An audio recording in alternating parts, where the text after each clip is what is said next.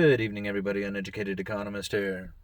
So I hear a lot of people talking about control. Like they talk about how the government wants to control, or the banking system wants to control, the Fed wants to control.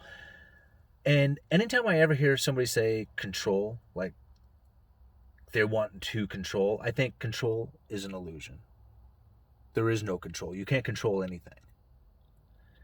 And I think a good way to to kind of look at it is imagine driving a car.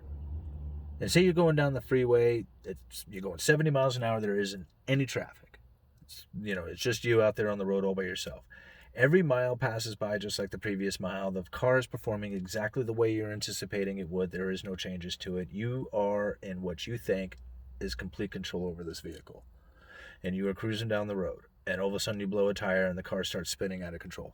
You are no longer in control because it's spinning out of control. You had the illusion of control the entire time. See, a much better way to think about it is you have a handle on it. See, there is no controlling, but if you put a handle on it, now you can guide it in a particular direction you want it to go. Think about like animal trainers. They're not called animal controllers. I mean, there is animal control where they come and like take your dog away, but animal handlers is what they're referred to as, because they help guide the animal in a direction they want it to go by putting a handle on it, by putting they have a handle on the animal. But ultimately, they don't call them controllers because they can't control the animal. The animal has to make this decision to be guided by the handler. And so when I hear people say that the Federal Reserve wants to control the people or control this, that, or the other thing, not going to happen. It's a complete illusion. And you can really see that their attempts to try and control is starting to fail. And it's really starting to show up right now. Got 3 articles I want to share with you guys that I think kind of relate to this whole control is an illusion thing. And the first one is comes out of the New York Times, and it's Federal Reserve, what is he? Vice Chairman of Supervision, I think is what his title is. I'm not sure exactly what that is, but his name is Randy Corliss, and you hear him quite a bit inside of the news. And he had the question, what can be done to improve Treasury market functioning over the longer term so that this market can withstand large shocks to demand or supply? And I found that very interesting that he is saying that these markets can become dysfunctional over the long term if we have these if if we have these large shocks to demand or supply. And it's not just like one or the other, it's either one, which is another way of saying there is how do you deal with volatility.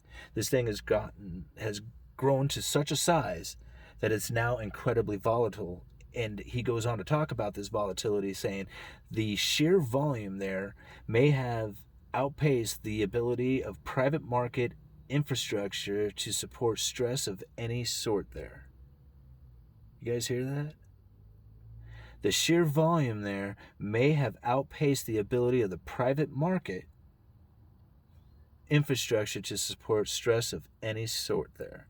Basically saying that the private market is no longer big enough to handle the sheer volume of all these treasuries out there. Now, why is this a big deal? Because a lot of people don't think about things outside of the United States, especially if you're like new to economics, then you really don't think of stuff outside of the United States. Like, especially for me, like everything I was learning about the dollar, I would always just relate it to like things that are within the confines of the United States. But really, the dollar is a global currency, so you have to think about it on a global scale.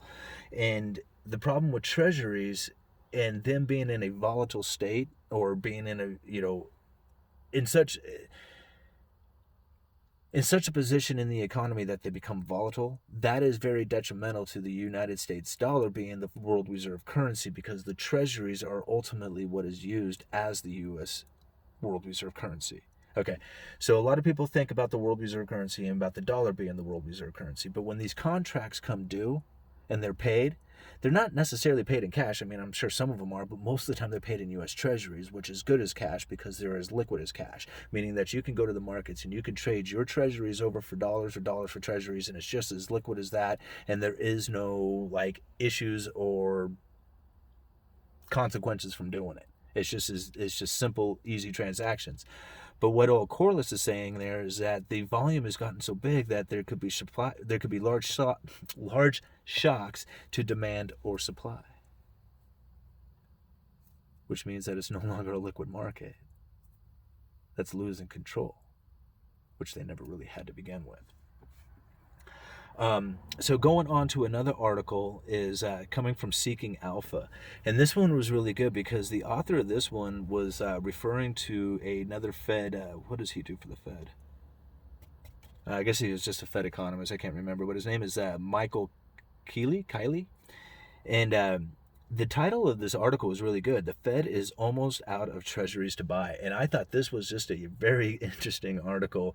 And he basically talks about how the Federal Reserve and the stimulus that they want the Treasury, or not but the government in conjunction with the Treasury to pass, and the size of it to be substantial. I mean, from what I understand, they want it to go up to $3.5 trillion, which is a huge package. But the problem is that the Federal Reserve, in order to buy enough treasuries,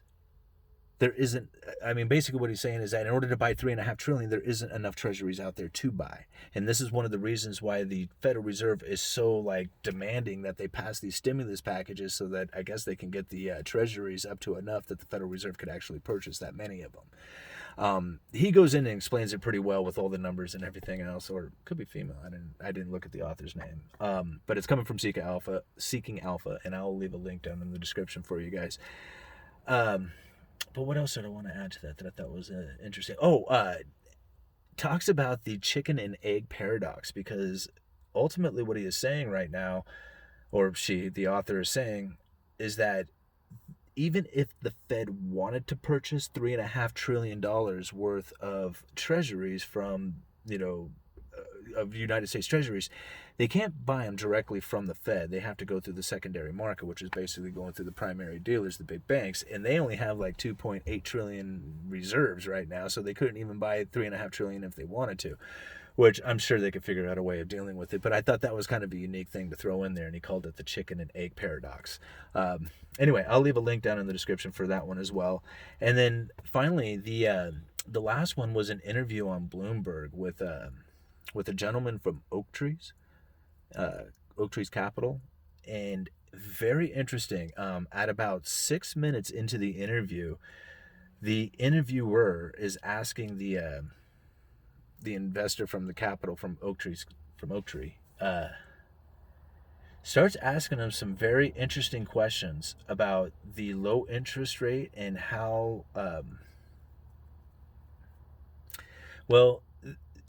you have to go and watch the interview, because they get kind of irritated a little bit at each other. Not really, they stay very professional, but they get kind of irritated at each other for just a moment, because one of them is basically accusing them of saying that you guys are using all the loopholes within the regulations in order to essentially screw everybody else out of this money. And what he is saying when he answers back to it, is that with this low interest rate environment, that everybody is scrambling for every dollar that they can get, and that they have an obligation to their clients to not be buddy-buddy with all their friends, but to go out and look out for the best interests of their clients. Now, I have to go back and watch the interview to kind of get in exactly what they're talking about inside of it, but he continues on to talk about how this low interest rate environment is papering over a major problem inside of the economy, and that the zombie corporations that I have warned people about has continued to march on. And he actually talks about that about, 7 or 8 minutes, I guess, into the interview. Anyway, I found the whole interview is pretty good. It's only about 12 minutes long, I guess, altogether. But I found from about 6 minutes on is where it gets really interesting. Even the guy being interviewed kind of hesitates and really chooses his words carefully. It's pretty interesting stuff. Anyway, I think that's probably all I have to say about that. Uneducated Economist, you guys let me know. Control is an illusion.